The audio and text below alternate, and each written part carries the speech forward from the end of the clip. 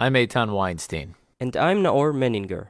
And you're listening to Two Nice Jewish Boys.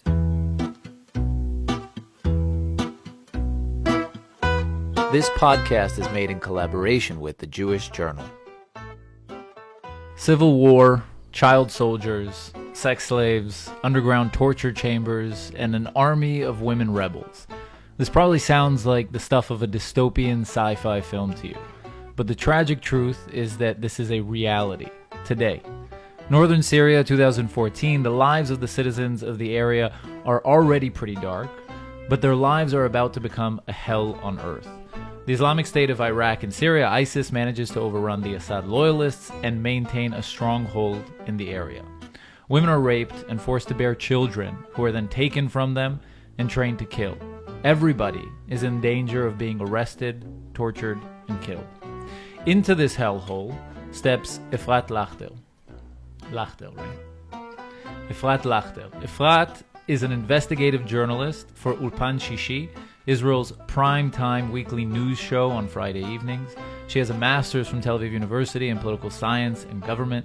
A few months ago, Efrat flew into the center of the storm, Raqqa, Syria. She came back with a story which, had it not been documented, would have been hard to believe. We are super thrilled to have Efrat with us on the podcast today. Thank you so much for joining us. How are you? I'm good, thank you. So, tell us what it's like to, as I understand now, this is your third time in Syria. That's true. It's the third time in the region. I've been to Iraq twice, and this time Syria. Ah, okay. So then what is it like to, first of all, how did you get there? And what is it like stepping in the soil of such a heated place? Well, it's actually funny because today I spoke with a friend and he said, how did it feel this time? Weren't you really scared? And I said, this time when we landed in Iraq, I almost felt like home because it's the third time I'm there. I was much more scared about what's going to be like to cross the border into Syria than Iraq. But it is hell on earth. That's the truth. Not first when you get there. When you get there, you land in Erbil, which is a city in North Iraq that today is actually doing not so bad. It's the Kurdish Region. Yes, and they're actually developing the place. But the first time I was there, it was still ISIS in control, and that was 2015. So all of northern Syria, northern Iraq, and Syria were threatened by ISIS, and it was war going on. And that trip, I had a mission. The purpose was to go and meet women that were released from ISIS captivity after being sex slaved by them. And we came there. There was this Jewish guy who was helping them, actually, to release them, paying ransom for these women. And we came and we met a few. And, well, like you mentioned, I'm a journalist. I'm working in this field since for 9 years. And I did a lot of stories. But this meeting with these women is something different than anything I ever did before. And I really remember the first meeting sitting in a tent in a refugee camp in northern Iraq and meeting a woman that was sex slaved by ISIS and listening to her story for the first time. And back then, it wasn't common knowledge in the world what was going on. Mm-hmm. Actually, the world pretty much ignored the situation there. And it ignores it now. Yeah, that's true. But I think today people have more awareness to what happened to the Yazidi women. And back then it wasn't something people talked about so much. And I remember her. Her name was Lali, and she talked about what happened to her and how ISIS took control over her village, Sinjar, which was actually a major event because it was broadcasted. And not in Israeli TV. We're not so good in foreign affairs, unfortunately. But I remember watching CNN every day and trying to follow up on what's going on in this village, Sinjar, that back then people didn't know much about. And what I remembered was they made this address with stones saying, "Help us." So that what first triggered me to go there, because after 5 days of people watching this, these people that are crying for help from the world and not given, and then being kidnapped and sold into slavery. I really wanted to see what's happening there. And that's where I met Lali. That's why I went to see her. And that first trip really made a serious impression on me, so bad that, so deep, I would say, that a year after, when the battle to free Mosul was announced, I said, I must go again. I have to see how they freed this city. And Mosul, I'm remembering it, it was the capital of ISIS. For almost 4 years, people lived there under ISIS control. Mm-hmm. So I went to see the battle, and that was actually the second trip. And back then, I was very thrilled to come and see and understand what's going on. And there was help from the coalition. And it was actually very close to when Obama finished his term. And that was like the biggest last thing he's going to do in foreign affairs. He's going to take over Mosul. And he said it's going to be like a few weeks. It actually took 9 months.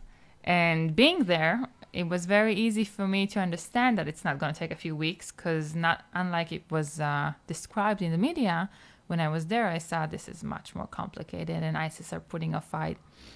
And in the end, actually, like I said, 9 months later, Mosul was freed, but still there was one city, another capital of ISIS, this time in Syria, that was not. Mm-hmm. And then it took me another 2 years. And the city is? Raqqa. Raqqa. And that was my last trip, because I wanted to go and see for myself the last city that was the stronghold of ISIS, how it looks today after it was freed. So that was my last trip now. So sounds like kind of an obsession. She's calling it home. No, not really. Only Iraq, not Syria. No, well, I don't know. Obsession has maybe a bad connotation. Yeah. So maybe it's not the right thing. Passion or I would say fascination. Passion. Yeah, well, after you meet someone, and I really meet people who've been through hard things in their life all the time, but these people had a story that was not told, and I felt like it's real journalism, meeting them and giving them a microphone and hearing their stories and bringing it back, and I felt like it's more than just work, right? It's not work. It's something that I really feel that I need to do, and I feel it's powerful. And it touched me. And also hearing these stories that were really unbelievable and meeting these people and their children, it's something that doesn't leave you. It lives with you on. Right. And maybe because also that it's so close. Right? And it could easily be us. That's a good point. I think most people don't think that. They see it like it's on a different planet. But it's like 500 kilometers away. Right. And I can easily see it happening because we are threatened from all around, and it's not so hard, apparently, to take over people and populations, and it happens, and terror groups are threatening us. So I want to think that it cannot happen, but we, our people has been through some hard times in the past, and I think it can happen to anyone. Can you tell us, you said her name was? Lali. Yeah. Lali. So can you tell us maybe a bit about her story? Yes. So Lali was 23 when I met her. She had a son that was 2 years old, and she was captured when she was in Sinjar in her house, like 3,400 other girls, with her child. And what she told me was, well, I actually had a very, very powerful experience with her, because I got into the tent and all of her family was around, and she knew I was coming. People told her I'm going to come, I'm going to interview her. So I just walked in, and I was sure that, the interview will be like every other interview I do in Israel or other places. But she didn't speak. I mean, I asked her, can you tell me about what happened to you? And she didn't really say. And then in like a minute of intuition, I don't know how to, something like that, I asked the translator if it's okay to tell all the people to get out of the tent. Now, it was very impolite of me. How many people were there? I don't know, maybe like 12. But there were men there. Mm-hmm. And then they walked out. And after they walked out, she said, I cannot talk about it because in our community, you are not allowed to say you've been raped because then your husband cannot take you back. And that was a really major shock for me. And she told me that she was there for 3 months and this ISIS fighter who bought her was raping her in front of her son. And when he was crying, he was hitting him. And then when she lost her mind and was not able to satisfy him anymore, he sold her again and again and again until she got back to her family because she was sold to a man who was an ideologist. They just wanted the money, and then she got out. So I think you can understand why this story is something that really lives on with you. And like her, I met other women who also told this story. So I felt like I have an obligation to keep on following this. And these women, eventually, I mean, some of them, not all of them. You said 3,400 women from Sinjar? Yeah. Specifically. Mm-hmm. But there are more Yazidi women from other areas. There are more, wherever ISIS went, what Abu Bakr al-Baghdadi said, the leader of ISIS, is that women who are not Muslim and are not Sunni, they are not human beings, and therefore they are available to whoever who wants to do. And one of actually the resources for ISIS was women trading. They were women trafficking. That's what they did. Right. Mm-hmm. We know how many women were enslaved or trafficked by the caliphate. So there are thousands. Thousands. Yes. So these women, some of them eventually decide to fight back. Yes. So that was the amazing story I found out now on this recent trip, that I really did not think there is any hope there. I told you I went to the battle on Mosul that was supposed to be hopeful. Right here, they're gonna conquer this place and defeat the Caliphate, defeat ISIS. But it wasn't so easy. And I also thought that if they are not even able to speak about what happened to them, so how will they be ever recovered from this experience? They cannot get treatment. So what future do they have? But this time in Syria, I had a really nice surprise, I would say, that I found out in this hell, in like the worst place on earth anyone can imagine, and the last place on earth anyone can imagine something like this happening, there was actually a woman revolution. Women that understood really at the beginning of this that if they join the forces and fight to liberate the area from ISIS, they will also liberate themselves. It's really unbelievable. It's like it sounds like a movie, right? But it happened. I met these women. It's not the same women as the ones that were sex slaved, but the sex slaves were liberated by other women. And that's what I found out this trip. I interviewed women from the YPG, which is the Kurdish forces in northern Syria, and they told me that what they are most proud of is how they liberated women from Raqqa, women that were and in captivity. There's no women that were in captivity that then joined the forces? No, they're not yet. Hopefully one day. Mm-hmm. I met one, it's hard to say woman because she was like a girl. She's like 19 now. Jesus. Yeah. But she told me, she's from Dir Azur. She's 19 now. Yes. Meaning she was born in 2000. Right. There's yeah, that's why I'm saying it's like a girl. But she's from Dir Azur. And she said, she's not Kurdish, she's Arab. And she told me that ISIS came to Dir Azur and conquered her town and killed her brother. And she saw her friends being raped and being killed. And she decided she's going to join the army, so the YPG, so she wouldn't be part of this, that she will be able to defend herself. She said, I'm going to take the weapon to my own hand. I'm going to take revenge on what happened to my brother. And I'd rather die than anything like this happening to me. And she did. And her family were not approving of this because, like I said, she was Arab, she wasn't Kurdish, and she joined the Kurdish fighters. And also she was 17, and they were worried about this. But she did it, and it's interesting because I saw that bit in the article, and I was wondering whether they objected because of the culture or because they were worried for her life? So I guess the answer is both. Culture. Yeah, it's Yeah. both. And also, what's just to make it more complicated, her older brother is fighting for the Assad regime, which means now they're on opposite sides. Because let's explain to our audience that Assad, well, he's against the Kurds. Basically, he wants to conquer all these lands, and what happens to the Kurds? Who knows? Yeah, but I interrupted you. So you were saying that she went against her parents. Yeah, and she said that at one point there was this battle in El Omar, and they caught 2 ISIS fighters there, and they were afraid they're gonna explode, so they figured they must kill them. And her friends and her commander said, "You're not going in. You're too involved." And she said, "No, this is my time now. My brother was killed by ISIS, and now it's my time to take revenge." And she says that if you saw the piece with a smile, and she described how she shot an ISIS fighter and how she killed him.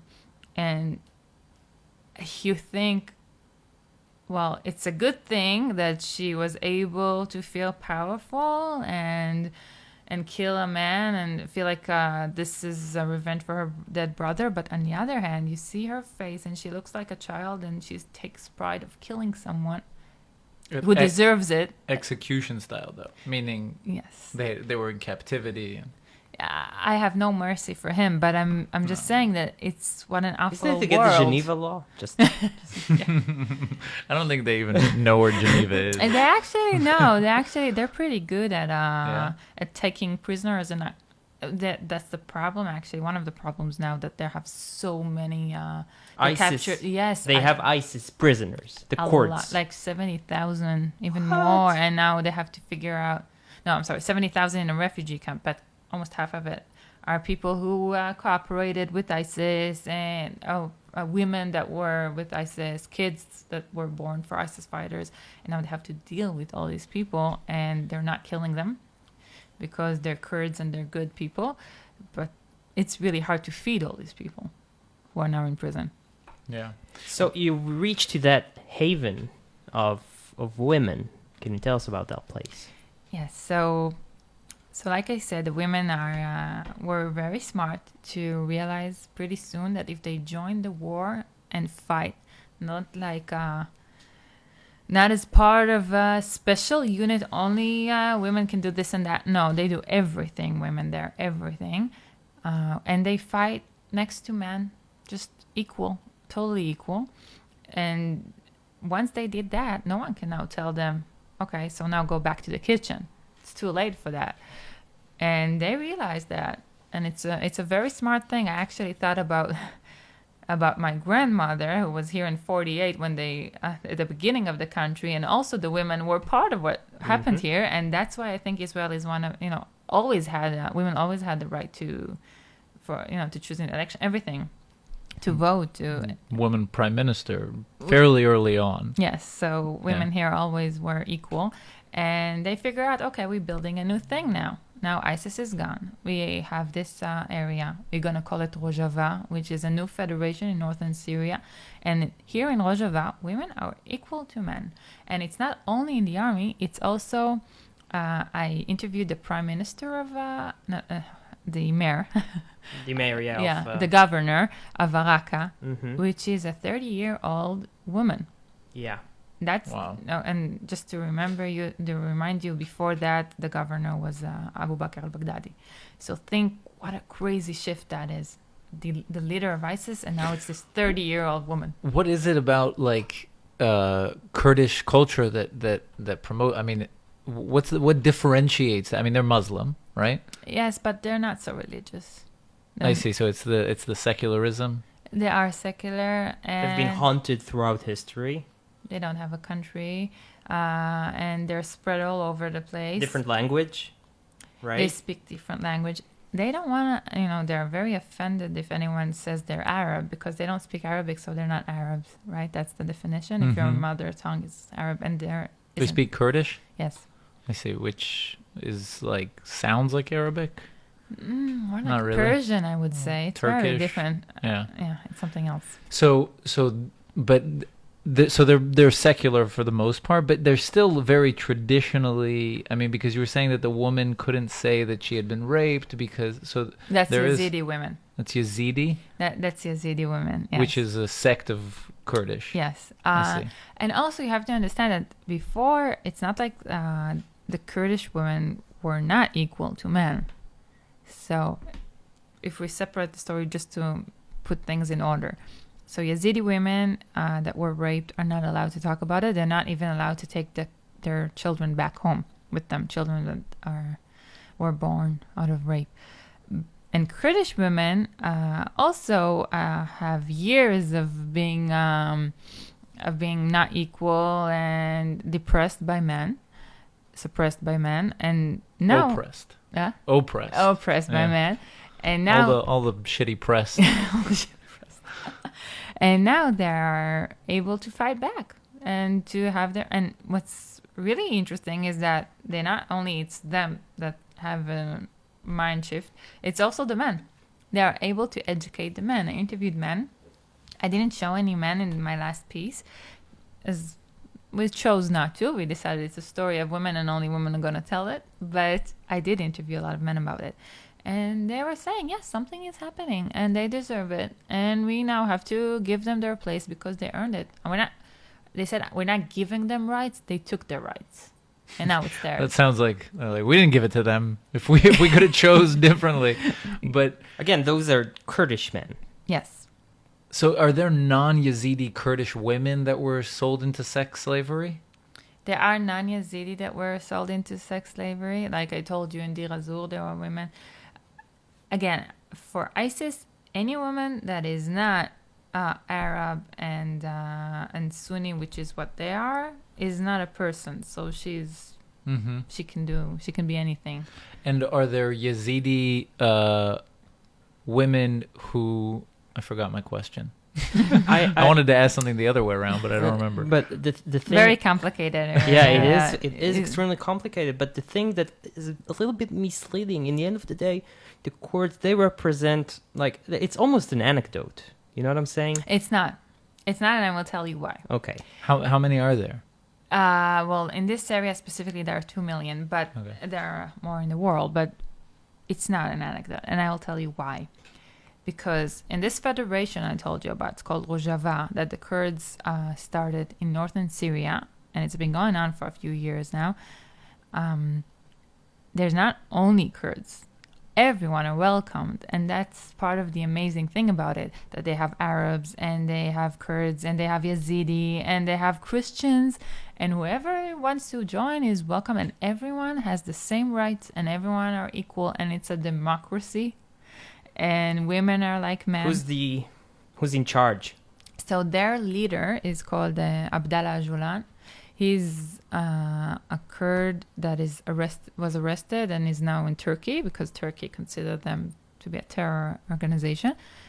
But he wrote his Bible, and he said this is how the new country is going to look like. But the thing is, sooner or later, Assad will basically march in and butcher everyone and reconquer the area, and this can end pretty easily, right? Well, no, you're very pessimist. I understand why you're worried. You're not the first to say that. Yeah.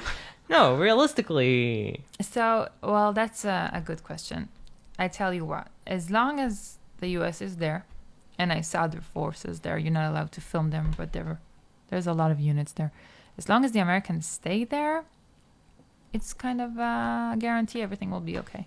Insurance. And it's not only because it's the moral thing, it's the right thing to do. It's also a strategic goal, right? To have another democracy in the Middle East, in the middle between Iraq and Turkey and Syria, and not so far away from Iran. It's a really good place to have an ally, not only for Israel, but especially for America, right? And that's part of why they entered this thing anyway. mm-hmm. Yeah, but with the current state of affairs and the U.S. president today, I mean, he's kind of fickle. Tomorrow he could be like, what are these guys giving me? Well, You he know? already tweeted that the U.S. is going to pull out of Syria. Mhm. But right after he said that, the Pentagon said, no, we're not going to do that. That would be a really bad mistake. So I hope that it looks like when Trump says something or tweets something, then someone comes and say, maybe you want to take a nap and talk about it again later. And then he changes his mind, right? Yeah. So I hope. Can you tell us, without breaking censorship rules, if there is any connection between Israel and the Kurdish who fought? Okay, so in Syria, I don't know of such connection. In Iraq, I think it was published. If not, someone will arrest us. Yeah, I think it was tomorrow morning. No, it was published that Israel had connections with the Iraqi Kurds at some point in history, and I wouldn't say anything about today. In Syria, not yet, but it's a good time to start building connections with them because they don't have a reason why not to. I mean, they knew I work for an Israeli media, and they let me in, right? And they have nothing against us. Who do you mean, like the Syrian opposition? No, Or the the Kurdish Kurds? Authority. Ah, the You're Kurds. so lost. No, yeah, there's so many different factions. I can't keep track of it. The Iraqi. Wait, the Chinese? Well, I hope not only people who understand about Syria are gonna hear this podcast because it's a little complicated. But Yeah. but you know that's part of our job to try to simplify things. Mhm. And Yeah. lucky for me, I work on TV, so usually I use maps. Yeah, animation. Yeah, and that helps. But when explain you the went situation. around, like, Raqqa, for example, and someone was like, where are you from? No, I would not say. You wouldn't say. Of course How not. come? Because people on the street are not fans of Israel. It's okay if the authorities say it's okay you come in, but it doesn't mean that people are The happy about Israel. average- People were living, like if I'm talking about Syria, people were living under Assad regime Right. for so many years. The So Kurdish people in all that of region. the people, Yeah, and they all were of the people. brainwashed. Exactly, and they talked to me about it. They said when we grew up, Israel was the devil, but now we understand Assad is the devil. So Mm-hmm. And yet, you couldn't tell them where you're from. no, because I wouldn't take the Yeah, risk. it- With What some about- people, like I did, with people you trust and you Like your have dinner driver? with, of course. He knew where you were from. Of course, yes. And the driver. translator. The driver is also the armed man that's with you in the vehicle. He should be able to defend you and know where you're from in advance. Yeah, but I mean, you could lie. No, I wouldn't. There are some people that you have to decide you're gonna trust. That's part of how it is in those places, and it's also you have to make as much research as you can in advance to make sure that those few people that you do tell them everything about yourself are the right people to do Right. so. But that's, I mean, in life, you can kind of take that leap of faith because the worst that could happen is, I don't know, you get cheated on or I don't know, you know? But in these areas, is it really worth, like, giving your trust out? Well, again, we did a lot of research before we did, and the first thing that the fixer told me when we arrived was, I hope it's okay, I'm exposing him, but the first thing he said to me was, you know, you are like us, you were oppressed by Arabs all the time, and we don't like Arabs. I do, right? But he said, we don't like Arabs, and I'm done with Islam. Now, after ISIS, I don't want to hear anything about Islam. So shalom to you. That's what he said. So after you hear that, you say, okay. So it's Feiglin shit. Right? Here to say that would be... Well, he really- suffered. He suffered a lot. so that's his opinion. It's pretty amazing. It's pretty amazing. You can't talk about these things here in Israel and not get political, I guess. It's so relevant How so? to our lives. Because people, like, first of all, you have people who believe in the cause of Abu Bakr al-Baghdadi in the territories and in Gaza and in Jordan and in Egypt, in Sinai. They're all around us. Most of the Palestinians are Sunni. So they're, like, in theory, they have potential to be enchanted by these ideologies in the future. And in the end of the day, the cultures are similar. Many Palestinians came from Syria. It's the background. And you know, many right-wingers here in Israel say, basically, if we're not fierce, this will be our end too, like I said before. So to me, it's very political when I see such article like yours. I can't help. Efrat has a no comment look on her face. That's the classic. Were you ever in concrete danger? I don't think so this time. Well, again, danger is a very. I mean, 1 minute you can be safe, and then the next you're not. I can say that the place when I felt like unsafe the most in this trip was when we went to Raqqa. There they told us nothing about Israel, nothing, and I had to wear a hijab, which is the first time in my career I had to cover my head when I'm going into. How does it feel? It actually felt like protecting, because I felt like I'm someone else a little bit. Like a Mossad agent. Well, I don't know. Not so, I wouldn't go that far, but I felt like I'm one of the people in the suite, which makes it easier. Although I did have a camera, which makes me special.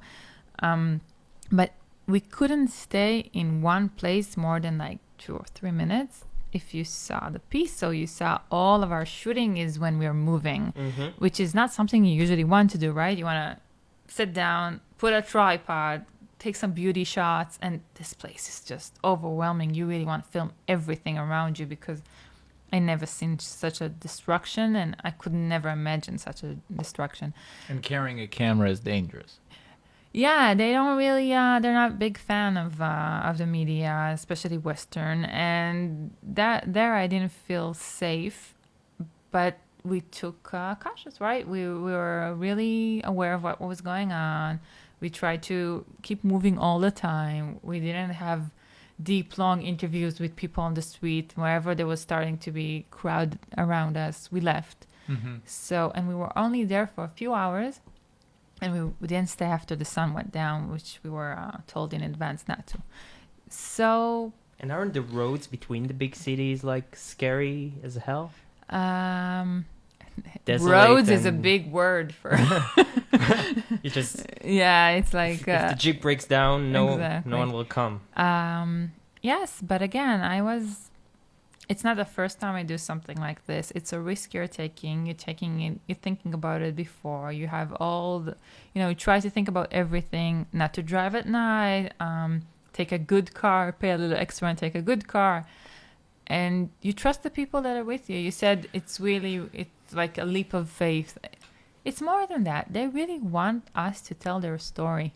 And that's what I'm doing. I'm telling their story. So I think yes, they also owe me. Like I owe them. I trust them. So it seems like almost like a self-interest thing, because you're trying to tell them their story. And in order to get their story, you need their trust. And in order to get their trust, you need to give them trust. That's true. So meaning if you lie to them, you might get lies in return. Right. That's a good way to put it. So, but in one of your pieces, there was footage of you. I want to go back to the whole danger thing. In one of your pieces, there was... Of course you do. Yeah, we're guys. So in one of your pieces, there was footage of you, of people, of warfare, of gunfire. And, is that archive footage, or is that something that you filmed? That was in Mosul. I told you I was in the front line there. And yes, they were shooting at me. At you? I mean... not at me specifically. They didn't know I was there, thank God, but right next to me. Because it's like, like the war photographers or war journalists, it seems like such a thing of like, it's so yesterday. It's like today you can, the people on the front line even have phones. No, I'm not, I'm just saying you could think of it as being so yesterday because people on the front line have phones. We could find this stuff on Facebook, kind of decorate our article with, so like why put yourself on the front line? So I do not agree with you at all, because I think that war correspondent is actually the only kind of journalism that's going to survive and stay in the future. And I'll explain. It is old-fashioned, putting yourself in the field and taking the risk, but first of all, I think that's the only real journalism. It doesn't matter if it has to be in the battlefield or in another place, right? But you have to be there, present. Because, like I told you, reading about Mosul, I heard that it's going to be conquered in a few weeks and it's going to be so easy and they have so many forces there. What's the problem? They're going to crush ISIS. But only when I was there, I realized this is so far from the truth. And ISIS is a huge thing. It's a huge terror organization. That's something that people didn't miscalculated before. They thought it's going to be very easy. And then you understand how deep the threat is and how strong their ideology is. You're not fighting just these people. They're staying in the last house. They're going to fight till the end. And it's a different picture than what you get from social network that Kurds, for example, do not publish how many casualties they have. That's their thing. Mm-hmm. So they don't want to hurt their morale. So you wouldn't know. But what I'm saying is, and maybe it's because I don't understand the nature of things and how it happens there and how things go down. But what I'm saying is you could fly to Mosul and, stay wherever you're staying and kind of gather the information, but not be on the front lines. Is it that all of a sudden war breaks out or do you choose to go out to the front line? And if that's the scenario, then why that? I think it's really depend again on which story you want to tell and what you're focusing on. So I told you this time I only flew now because now there's no ISIS there and I didn't go to any front line. And tomorrow, who knows? So right. That's the right time. So for me, it was I'm going to tell the story about Raqqa. I'm going to tell the story about the woman revolution. This is a chance for me, a window of opportunity in time that I'm going to go there and see what's going on. And I don't need anyone shooting at me. Thank you. But my last trip was about the war. And it's really hard to tell the story of the war if you're not there. Yeah. So what's the lesson to be learned for us Western You're not society? convinced. No, I am. I'm just just needs to contemplate about it. Yeah, I can't imagine It's just we would never do that. I would never do that. He for sure. No, I would have at one wouldn't. point in my life. I was hoping to be put on the front lines when I was 18 and I was stupid and I was and I'm not calling you stupid, but but when I was 18 and I was I look back now and I'm I was this indoctrinated young ole that was I want to fight the war. But now I'm thank God they didn't send me. Well, I think we started this with talking about my experience and what really touched me and meeting these women. So for me, going there and seeing how they are liberated, it's everything. Mm-hmm. And bringing their stories, that's what I want to do. So I think if you really believe in something, if you're really passionate about it, then you go ahead and do it. And I also feel like people appreciate it. There was a lot of hype here. And I can also see it from, I see articles. how people are reacting. First of all, I love what they're asking me because they're asking me so wait, who's the Yazidi? Who's the Kurds? What does it mean? What happened to these women? What's going to happen now?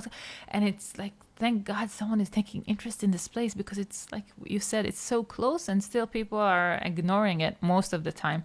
And if I wasn't there and I wouldn't bring it back to Ulpan Shishi, which is primetime Israel news channel, then people wouldn't hear about it probably. So for me, that's what I'm supposed to do. No, I think I want to.